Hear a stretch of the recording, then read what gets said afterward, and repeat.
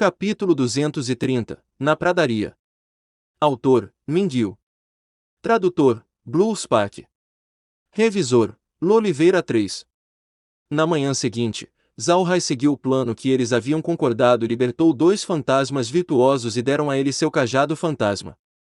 Então ele ordenou para as águias cor de sangue voarem na direção da fortaleza da parede de ferro. A fortaleza da parede de ferro estava muito longe das terras negras.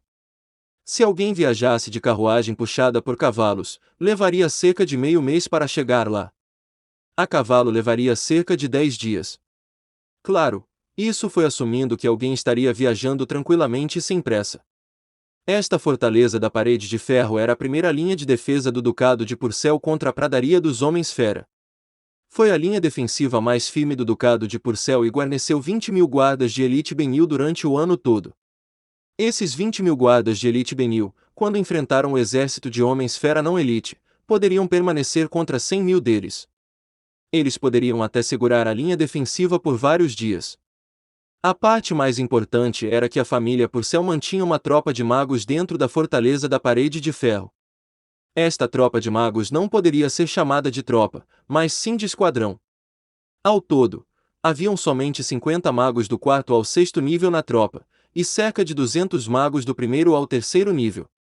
Haviam muitos magos do 1º ao 3º nível no continente. Alguns desses magos só podiam andar junto com um grupo mercenário e não tinham muitos dias bons. Assim sendo, defender a fortaleza da parede de ferro era comparativamente melhor. O subsídio era bom, desde que não tivesse guerra, eles estariam muito seguros. Embora o número de magos nessa tropa não tenha sido grande e eram de baixo nível, em uma guerra eles manejavam um poder que era bastante poderoso. Um soldado comum não seria capaz de fazer nada enquanto um mago era capaz de lançar feitiços mágicos ofensivos de efeito em área. Com relação a uma batalha, isso era muito útil. Com base em uma analogia moderna, um soldado comum poderia ser comparado a um soldado com um rifle com mira telescópica. Eles só podiam atacar um de cada vez com um rifle de tiro único. Um mago, por outro lado, seria como uma metralhadora. Quando eles estavam conectados, os magos seriam capazes de causar uma destruição em massa. Essa era a diferença. A razão pela qual a fortaleza da parede de ferro era chamada assim foi por causa do brilhante registro feito pelos guardas de elite Benil do Ducado de Purcell. Com 50.000 soldados, eles conseguiram bloquear uma ofensiva de 500.000 soldados do exército dos Homens-Fera por meio mês. Quando os reforços do Império Aksu finalmente chegaram, a guarda de elite Benil de 50.000 homens foram reduzidos a apenas 5.000 e as muralhas da fortaleza da parede de ferro foram tingidas de sangue. Devido a este serviço feito pela guarda Benil, eles se tornaram famosos. Assim sendo, a família Purcell, após essa batalha, obteve a posição de uma casa do Grão-Duque. Esta foi a época em que o atual Ducado de Purcell foi estabelecido. Pode-se dizer que a fortaleza da parede de ferro não era apenas famosa pelos humanos, mas também pelos Homens-Fera. Os Homens-Fera tentaram muitas vezes invadir, mas sempre foram bloqueados pela fortaleza da parede de ferro. Zhao Hai e os outros se sentaram na sala de estar, observando o cenário mostrado na tela. Para ser honesto, Zhao Hai não conhecia muito do Ducado de Purcell. Nos dias de hoje, ele só entendia sobre a situação na cidade-casa. Ele só viajou da Fortaleza Montenegro para a cidade-casa, então com relação às fundações da cidade, ele não sabia muito. Agora ele teve a oportunidade de obter um entendimento melhor. Embora ele pudesse apenas dar uma olhada em tudo, desde que os fantasmas virtuosos águia continuassem voando, ainda era melhor que nada. Quando o céu ficou escuro, os fantasmas virtuosos águia cor de sangue deixaram o limite do Ducado de Purcell. Eles não tinham entrado oficialmente na pradaria dos Homens-Fera e estavam agora a mais de 100 quilômetros da fortaleza da parede de ferro. Eles ainda não tinham visto nenhuma tribo dos Homens-Fera, mas isso não era surpreendente. As tribos dos Homens-Fera não estariam tão perto da fortaleza da parede de ferro, caso contrário as tropas de guarnição iriam sair correndo para exterminá-los. Isso era devido ao medo de que os Homens-Fera pudessem espionar seus militares. Com relação a esta situação, os Homens-Fera aceitaram isso desde que os humanos não pudessem enviar arbitrariamente muitos soldados armados para a pradaria dos Homens-Fera. Agora que as águias estavam a mais de 100 quilômetros da fortaleza da Parede de Ferro, Zhao Hai trouxe de volta os fantasmas virtuosos Águia Cor de Sangue. Eles estavam preparados para viajar de transporte a partir de amanhã. Afinal, eles agora estavam na pradaria dos Homens-Fera. Se eles quisessem fazer negócios com os Homens-Fera, então, dependendo das águias cor de sangue que voaram, isso não seria suficiente. À noite, Zhao Hai voltou para as Terras Negras para continuar melhorando a Terra. Com relação aos recentes aumentos de nível do espaço, ele agora poderia melhorar mais terra cada dia. Ele melhorou 0,7 km sobrescrito 2 de terra, o que não era uma área pequena. Contudo, Zhao Hai foi muito cuidadoso. Ele melhorou a terra que estava coberta pela poluição, enquanto as que estavam fora da área permaneciam as mesmas. Depois de um longo uso da água espacial no processo de irrigação, o perímetro externo da fortaleza da Montanha de Ferro poderia agora ser usado para plantar vegetais comuns. Além disso, o milho dentro do vale estava mais maduro. Esta era uma notícia muito boa para Zhao Hai. A água espacial poderia ser usada para irrigar, inesperadamente, também poderia reduzir o tempo de maturação das plantações. Para Zhao Hai, isso era muito importante. Laura estava muito ocupada. Ela nunca esteve nas Terras Negras antes, mas como esta agora era sua casa, ela naturalmente tinha que entender as Terras Negras. Laura entendeu que as Terras Negras eram um lugar realmente grande. Isso a excitou e aumentou seu entusiasmo.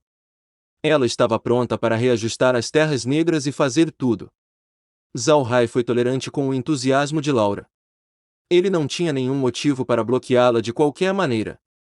Parecia que, naquele momento, Laura havia encontrado um brinquedo novo e inovador, e estava brincando com ele sem parar. Se ele quisesse pará-la neste momento, ela definitivamente não iria obedecer. Finalmente, Zhao Hai ainda saiu do espaço na manhã seguinte com 3 pessoas, Laura, Meg e Nier.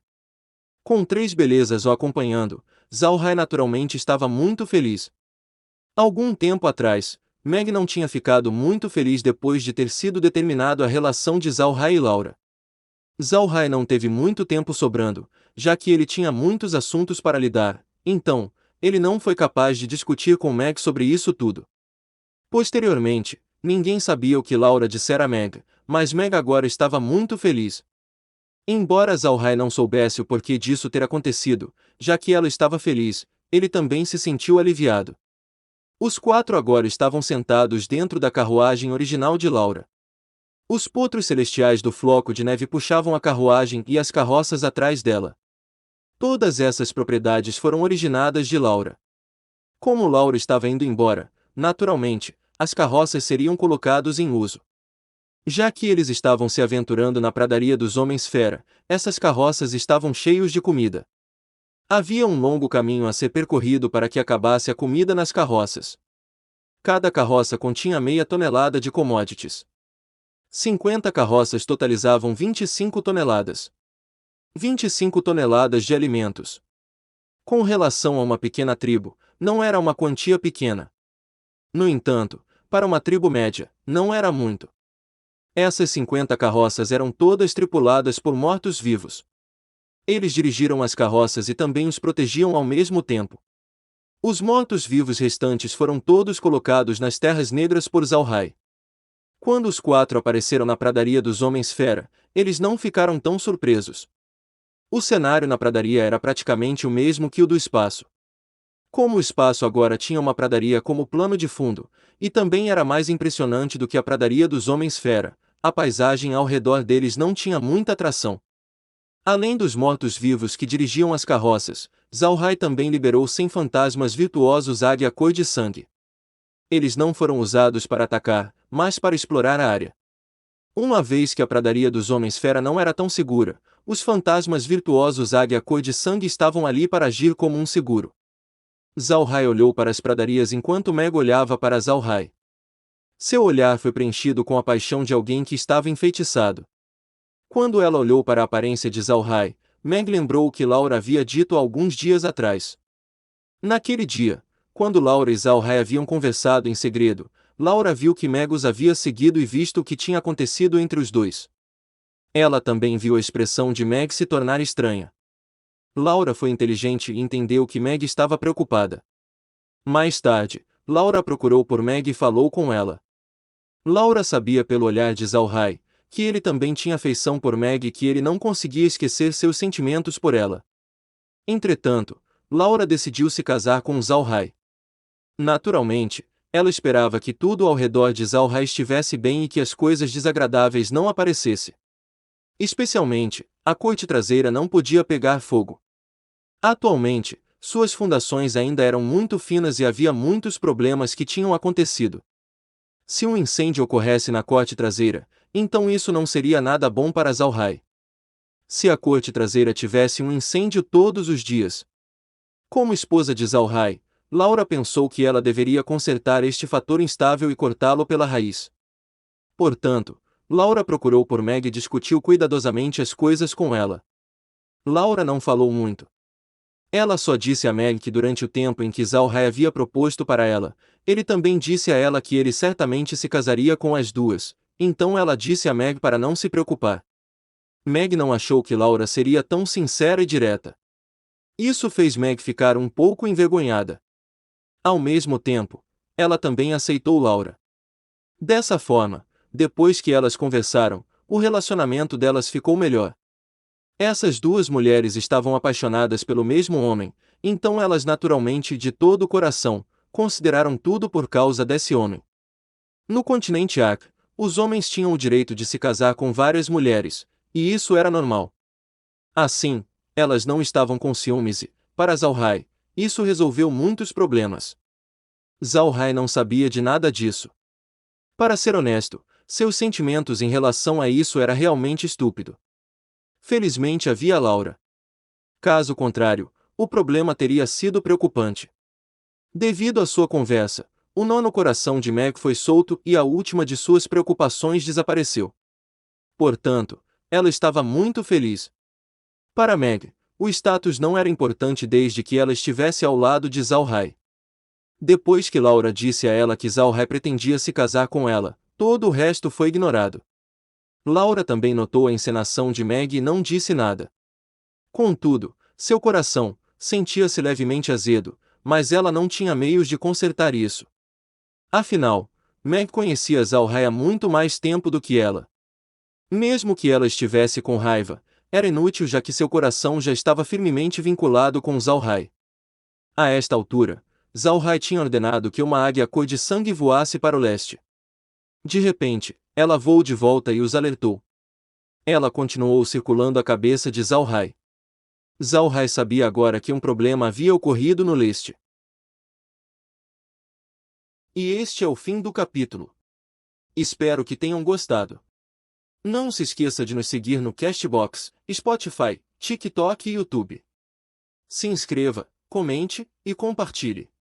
Isso é muito importante. Fiquem todos com Deus. E até o próximo capítulo.